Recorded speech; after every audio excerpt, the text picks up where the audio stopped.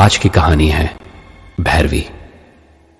दोस्तों, कभी कभी हमारी जिंदगी में ऐसे डरावने हादसे हो जाते हैं जो हमारी जिंदगी को तितर बितर कर देते हैं और हम सोचते हैं कि काश अगर ऐसा कुछ कर लेते, कुछ स्टेप ले लेते तो शायद हमारी जिंदगी कुछ और होती। आज की कहानी ऐसी ही एक रहस्यमयी घटना पर आधारित है जिसे सुनकर आप भी सोचने पर मजबूर हो जाएंगे। तो दोस्तों, ध्यान से सुनिएगा, रोंगटे खड़े करने वाली और खून जमा देने वाली इस कहानी को।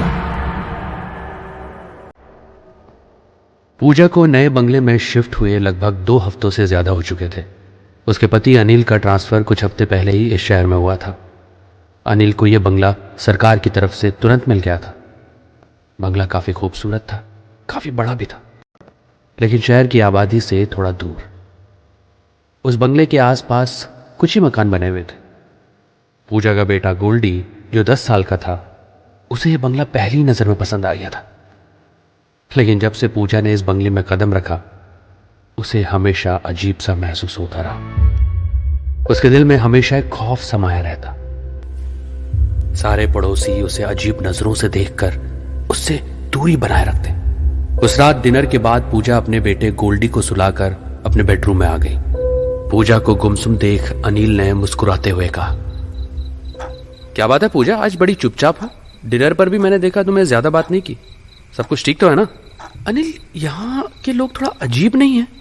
मतलब अब शायद हम नए हैं इस जगह पर इसलिए ऐसा बर्ताव कर रहे हैं, या वो लोग ऐसे हैं, मुझे बड़ी अजीब सी नजरों से देखते हैं हमारे सारे पड़ोसी। पूजा की बात सुनकर अनिल हंसते हुए बोला, बस इतनी सी बात, और इसलिए तुम इतना परेशान? मुझे लगा यार पता नहीं कैसी बात है, क्या बात है जिसने तुम्हें इतना परेशान कर रखा। छोड़ो ये सब, इग्नोर करो उनको। ऐसी बात नहीं है अनिल, मैंने देखा है वो लोग मुझसे और गोल्डी से भी बहुत अच्छे से बात नहीं करते हैं। इनफैक्ट बात करने से भी कतराते हैं। पूजा, तुम बहुत ज्यादा सोच रही हो। नए नए लोग हैं, घुलने मिलने में टाइम लगता है, वक्त के साथ सब ठीक हो जाएगा। चलो सो जाओ। इतना कहकर अनिल सो गया, मगर पूजा की आंखों में नींद कोसों दूर थी। काफी रात के बाद पूजा की आंख लग गई थी कि तभी उसकी कानों में किसी की फुसफुसाहट की आवाज सुनाई दी। पूजा ने जब फुसफुसाहट को गौर से सुना तो बुरी तरह से चौंक गई। आवाज उसके बेटे गोल्डी की थी। गोल्डी किसी से बातें कर रहा था। पूजा अपने बेडरूम से उठकर सीधे गोल्डी के कमरे में आ गई।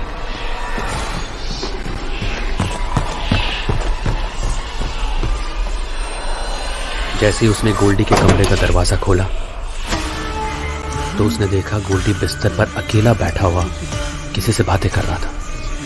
ये देखकर पूजा पूरी तरह से डर गई। गोल्डी, गोल्डी, इतनी रात में किससे बात कर रहे हो बेटा? गोल्डी अपना मासूम सा चेहरा बनाकर बोला, अपनी फ्रेंड भैरवी से। भैरवी? गोल्डी, तुम पागल हो गए हो क्या? इस घर में हम तीनों के अलावा और कोई नहीं रहता। पूजा की बात सुनकर गोल्डी उठकर पूजा के पास आकर खड़ा हो गया और उसने बहुत आहिस्ता से पूजा से कहा, मम्मी, मेरी और भैरवी की सीक्रेट दोस्ती है और उसने मुझे मना किया है कि हमारी दोस्ती के बारे में किसी को नहीं बताना। मम्मी, आप कमरे से बाहर चली जाइए ना प्लीज। देखिए भैरवी मुझे गुस्से में देख रही है। गोल्डी की बात सुनकर पूजा बुरी तरह से घबरा गई और उसे भी अचानक महसूस होने लगा कि उन दोनों के अलावा कमरे में कोई और मौजूद है। डर के मारे पूजा के रोंगटे खड़े हो गए और वो डरी सहमी चुपचाप अपने बेटे के कमरे से बाहर निकल आई। अगली रात डिनर की टेबल पर उसने यही बात अपने पति अनिल को बताई और अनिल जोर जोर से हंसने लगा। पूजा, गोल्डी छोटा है, अक्सर बच्चे इस उम्र में अकेले अकेले बातें करते हैं, अपने इमेजिनरी फ्रेंड बना लेते हैं, और जब तुम अचानक उसके कमरे में चली जाओगी तो बच्चा कोई ना कोई बहाना तो बनाएगा ना। अच्छा ये सब छोड़ो, मैं तुम्हें एक जरूरी बात बताना भूल गया। मुझे आज रात में एक जरूरी काम से बाहर जाना है, तो मैं कल सुबह लौटूंगा, ठीक है? इतना कहकर अनिल काम के लिए निकल गया। रात हो गई थी। गोल्डी अपने कमरे में सो रहा था। पूजा का कमरा गोल्डी के कमरे के ठीक बगल में था। पूजा कमरे की खिड़की से शीशे की तरफ मुंह किए हुए सोच रही थी कि अचानक उसने शीशे में एक काली परछाई को गुजरते हुए देखा। पूजा के पैर डर से वहीं जम गए। तभी उसने महसूस किया कि गोल्डी के कमरे का दरवाजा अपने आप खुल गया और वो परछाई उसके अंदर चली गई। ये देखकर पूजा के हलक से चीख निकली। उसने तुरंत अपने पति अनिल को फोन लगाया। अनिल ने कॉल रिसीव कर लिया और पूजा ने एक ही सांस में कांपते हुए अनिल को सारी घटना बता दी। अनिल पूजा पर भड़क गया। उसने पूजा को डांटा और कहा उसे काम करने दे और वो कल सुबह ही तक वापस आ पाएगा। और ये कहकर अनिल ने कॉल काट दिया। पूजा दोबारा फोन मिलाना चाहती थी, लेकिन तभी उसे गोल्डी की चीखने की आवाज सुनाई दी। पूजा दौड़ती हुई गोल्डी के कमरे में पहुंची, मगर उसने देखा कि गोल्डी अपने कमरे से गायब था। पूजा पागलों की तरह गोल्डी को आवाज लगाने लगी, मगर उस सुनसान बंगले में पूजा की आवाज लौटकर पूजा के पास आ जाती। तभी उसके कानों में बंद पड़े नीचे बेसमेंट से गोल्डी की आवाज टकराई। पूजा दौड़ती हुई नीचे बेसमेंट में पहुंच गई, मगर सामने का मंजर देखकर पूजा के होश फाख्ता हो गए। उसने देखा कि उस बेसमेंट में बहुत से लोग मौजूद थे। बेसमेंट की लाइट्स ऑन थी और एक लड़की ब्लैक गाउन पहने उसके बेटे गोल्डी का हाथ पकड़ी हुई थी। पूजा कपकपाते हुए बोली, कौन हो तुम लोग? और ये सब क्या हो रहा है? पूजा की बात सुनकर गाउन वाली लड़की मुस्कुरा कर बोली,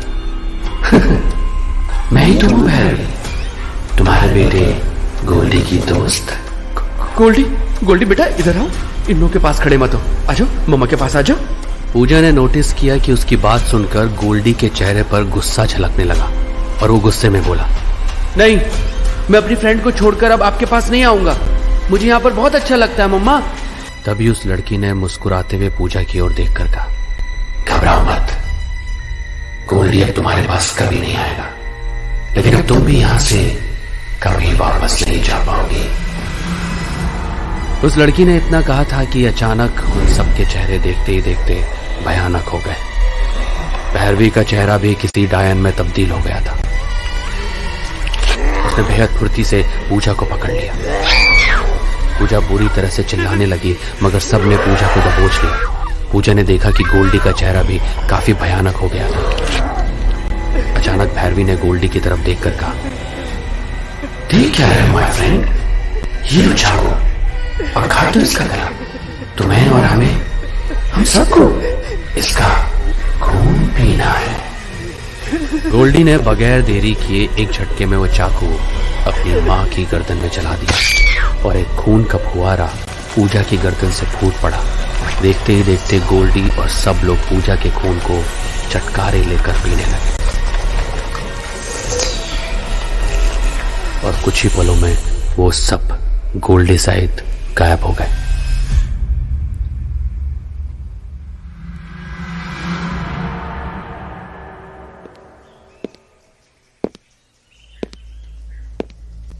अगली सुबह जब अनिल वापस आया तो उसने अपनी पत्नी और बेटे को वहां पर नहीं पाया। उसने मोहल्ले वालों से भी पूछताछ की, मगर सबने यही कहा कि हम में से किसी ने उसको नहीं देखा। तभी एक घर से एक बुजुर्ग महिला निकलकर अनिल के सामने आकर बोली,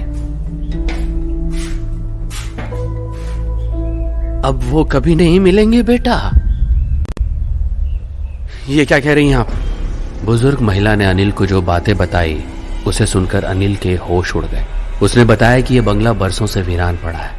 आज से 50 साल पहले एक लड़की कुछ लोगों को यहाँ रहने के लिए लेकर आई थी, जिन्हें वो अपना रिश्तेदार बताती थी। उस वक्त ये एरिया लोगों से आबाद था। उस लड़की के आने के बाद इस मोहल्ले में अचानक बच्चे और जवान गायब होने लगे। मोहल्ले वालों को उस पर शक हो गया। किसी को पता नहीं था कि वो कौन थी, कहां से आई थी। एक रात सभी लोग इस बंगले के अंदर घुस गए। उन्हें बेसमेंट के अंदर किसी के चीखने की आवाज सुनाई दी थी। वो सब बेसमेंट के नीचे भागे तो वो लड़की अपनी भयानक शक्ल से किसी जिंदा इंसान का खून पी रही थी। उन सब ने बेसमेंट के अंदर आग लगा दी।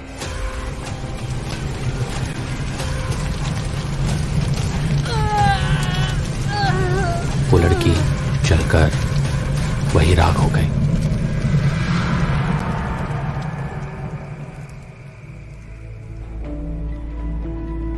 मगर उसके बाद भी लोगों के गायब होने का सिलसिला नहीं थमा।